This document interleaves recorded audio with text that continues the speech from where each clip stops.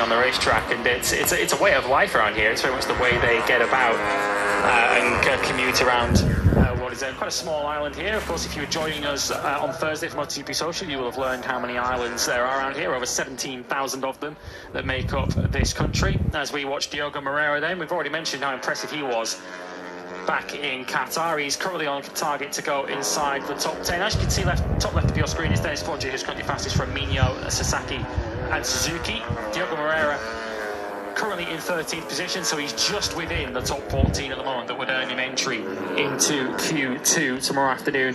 This is turn 17, the final corner, and as you'll see, the finish line is just on the exit of this final corner, which will be that has recently been resurfaced, turn 17, right the way through to the exit of turn 5. One of the things I think a few riders were saying is that that section is a little bit bumpy. I think we could see that from the contours of the front suspension on Diogo Moreira's bike as he negotiated that part of the track. But, well, didn't seem to be slowing him down too much. New colours for him, obviously, and probably for you, the viewer at home, because that is one of 3 new teams in the Moto3 class this year. That is the MT Helmets MSI squad running KTMs.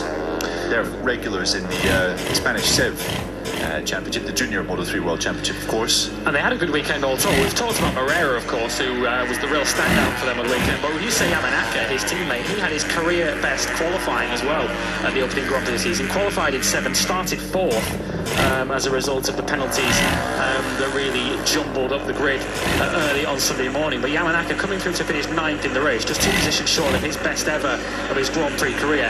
Has to be said, all told for that team, a very, very successful opening weekend.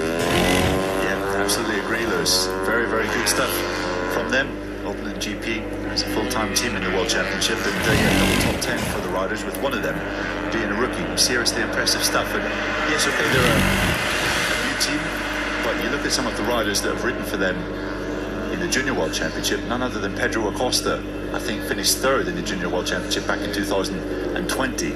So yeah, they're certainly a setup that knows what a fast rider looks and what a fast rider says when he gets off the bike. And yeah, I wouldn't be surprised to see them scoring a few more surprises as this season develops. Yeah, 2 other new teams as well in this paddock. If you weren't with us in Qatar, here's one of them, the Team MTA squad, the Angelus Team MTA squad, right on cue with Stefano Nepa. His teammate is Ivan Ortola, and they both also scored points on their first weekend for the new team. A team run by Alessandro Tanucci, who we heard from speaking to Jack Appleyard in free practice 1 earlier this morning. Of course, beaten by the Racing Bulls, of course, a former Moto3 podium man back at Motogp in 2012, finishing 3rd in what was a pretty dramatic Grand Prix that day, won by Danny Kent. He's gone on to move into a team manager role, and he, of course, leads that squad, which is another team that we've become familiar with if you've been watching the Moto3 Junior World Championship in recent years. They ran Auto last year, and also ran Josh Watley,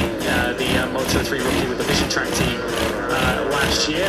And Josh Watley, of course, rides for the other new team in this Moto3 World Championship. That's, of course, the Vision Track squad.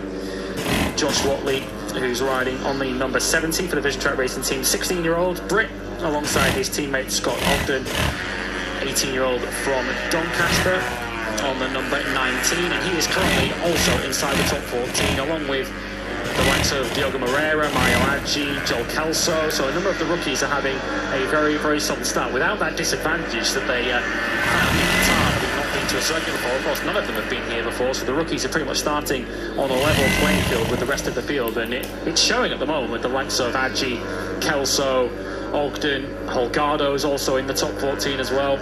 They're certainly making the most of this level playing field, and yeah, we could see them really mixing it once again with the experienced heads, the likes of Foggia and Mignot to the front this weekend. Yeah, I think that's a good point. Lots of impressive showing so far. Of course, we have 10 different rookies in the Moto3 class this year. A lot of guys stepping up to Moto2 at the end of last year. We have a kind of a new wave of talent coming in, and yeah, plenty of them so far have shown signs that they'll go on to bigger and better things eventually. I have to say, yeah, Scott Ogden, we haven't really mentioned him so much, but up inside the top 14, that's impressive stuff for the Brits so far. very mature young man, isn't he, Scott Ogden? He's got a sense of humour on him as well, as our colleague Matt and Don will attest to in the media centre over lunch. But no, he's doing a very, very solid job, Scott Ogden. He was